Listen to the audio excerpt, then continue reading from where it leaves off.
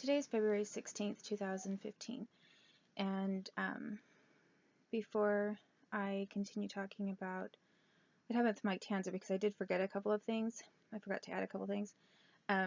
This is going to sound sort of strange, but I have been talking in other videos about how the United States government for the last year has been doing weird things to my face while I sit in front of the computer, including which I can feel is like a vibrating feeling, and then I'll get away from the computer and I've had like red marks and indentations into my skin, like it's for some reason broke down the collagen in my skin for some reason.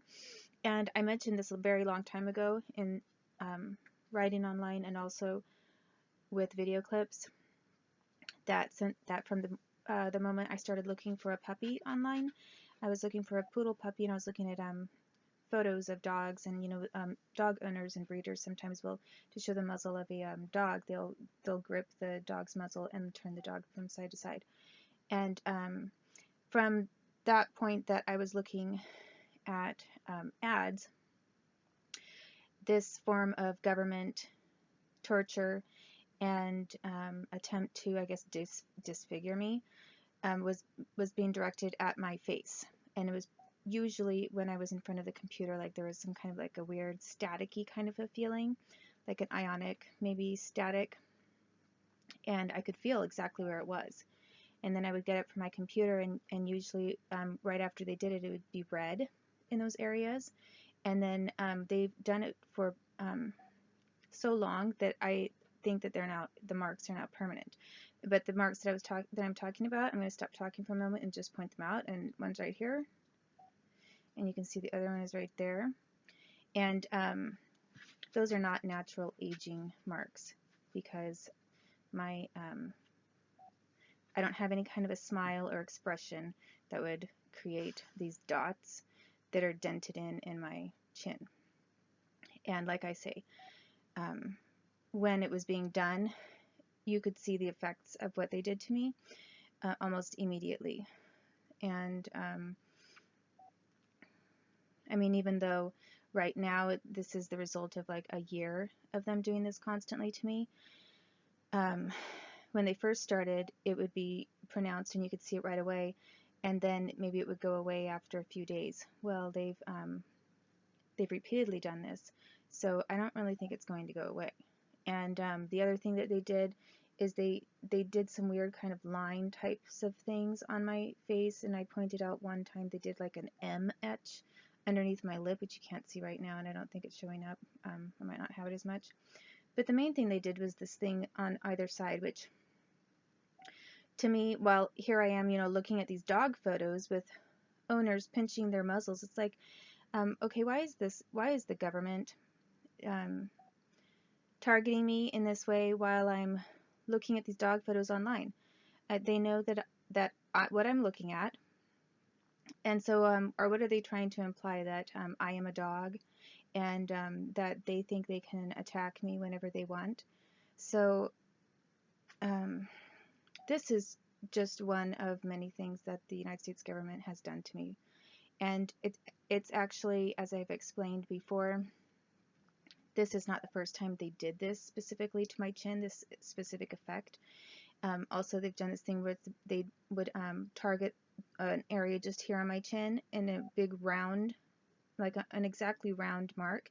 It would be bright red and have these like little dimpled in kind of scattered pinprick kinds of dots all over my chin. And that effect would show up after I felt this kind of vibrating and buzzing sensation as well. And it would be bright red. You could see it. It was like almost like a laser had been directed at my face, but and of course I didn't see any laser. And those things were being done to me in Portland, Oregon, when I was I first noticed that it was being done to me when I was in an apartment as a preteen, just a couple of blocks away from the Portland FBI offices. And then they had FBI individuals coming over and military coming over to the apartment that I was staying at that time, and checking in on me and having a look at what was being done to me there at that apartment. And then I was back in Coquille, Oregon, and the same thing was being done to me again with the when I was looking for a dog with those 2 dots on either side of my face. So that was decades ago, and then since I've been back in Coquille, they've just decided that they were going to do the exact same thing. And so I wanted to point that out because what I'm talking about is not my imagination. You know, I'm not making things up. But anyway, I think that I guess I will just go from talking about that to this Mike Tanzer thing. And one thing that I did not mention, which I'm not sure why I didn't think about it, or I didn't remember to include it at the time, but I forgot to mention an entire section of what happened the second time that we went out, which involved and like, sorry to like distract again, but this area too, they did some weird lines and they started denting, and you can't see it here. They started doing an area where they would dent in my skin here and dent in my skin here, which then made this stand out more. You know, honestly, I don't think that you can see this M mark on my under my lip, but they did that. And I don't think with this lighting you can see the weird staticky thing on my chin, because they haven't done that recently as much as the other thing, but you can kind of tell. Just not very well in this lighting. I did take a photo that's better, so I'll probably upload that. And right now, as I'm talking, the United States government is also targeting my face on the right side, and like I said, that they've been doing off and on. And you know, they've been doing this kind of a thing for decades. I mean, this is not the first time they did it to me. They were doing this to me when I was a little kid. And the only reason I believe that the United States government tortures me at all is because they've stolen so much money from me. And they don't really have any defense for themselves other than to try to torture me, to punish me for talking about what they've done, and to try to make me sound nuts, you know, which they were doing when I was a kid and which they've done now. So, you know, torturing me so that I'm in severe and extreme pain, along with exploiting that and using their government individuals to call me nuts while, you know, are mentally ill, as they were also carrying out other atrocious crimes in person, such as raping me repeatedly and premeditating raping me. You know, the United States government has some huge problems, and for decades they have not been addressed. And what I know for a fact is that they've gone to other countries, and I saw with my own eyes, I saw them paying out huge bribes to officials in other countries. And the money was being spent, it was my money, money that the government was making off of me, and then the richer they got, the more money they had to spare to pay off other countries and bribe them to not report them to the UN, to not vote against them if I ever took something to the UN, and if I tried to go to their country, to lie about me or return me to the US or harm me. So the United States wanted to make sure they had a lot of support for what they were doing, because they didn't want, you know, anyone to, they knew they could get in trouble. They've always known this. If some nations for some reason decided they didn't like what the US was doing anymore and they wanted to expose them. And so the United States has been paying them, well, was then paying them a lot of money. And they were trafficking me to all these different countries and having me show up in person so that the officials in these different countries knew exactly who they were going to be working against for the United States government. So if they saw me or heard of me and someone asked them questions about me and they didn't know who it was, but then they saw a photo, they were supposed to be able to recognize me and be able to lie effectively for the United States. So when I think about whether the United States government really has any enemies in the world anymore, I don't think they do. I do not believe that the United States government actually has any country as an enemy.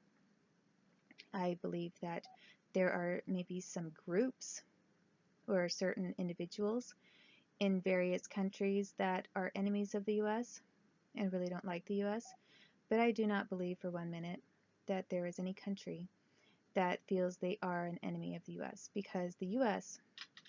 has gone out of their way to pay these different countries so much money, and they have basically infiltrated so many of these countries with some of their own employees and put them in positions in leadership for these different countries. There's just no way that, from the things that I saw, it looked like a lot more collusion and cooperation between countries in the U.S. I mean, you know, they put on a front and say, oh yeah, we don't like the U.S. and we're mad and whatever.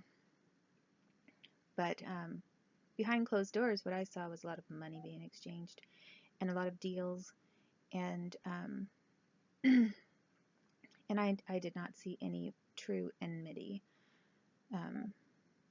against the United States government. So when the government's going out doing their little humanitarian aid things, they try to, you know, brush up, make themselves look like they're really helping a lot of people around the world. And the only reason they do that is to get away with crimes that they commit, which are just as bad or worse as the crimes in any country and or any kind of concentration camp. And the things that they've done to me when I am supposedly their own citizen the things they've done are so bad. I don't believe most normal Americans and people in other countries who live in other countries really actually can fully comprehend and believe that all of these things I say are true. I think they believe that maybe some of it's true. They can agree with some of it, but I don't think they really are able to wrap their minds around the idea that all of this different torture and rape that I've talked about and how bad it is, I don't think they understand really how bad it is. And so anyway, the day that some country actually really is and proves itself to be an enemy of the United States is going to be a huge shocker to me, because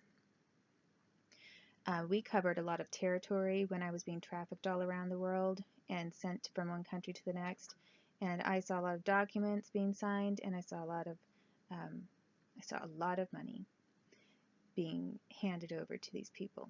And it wasn't like these people in other countries were giving the U.S. money. The U.S. was giving them money, and then getting favors out of them.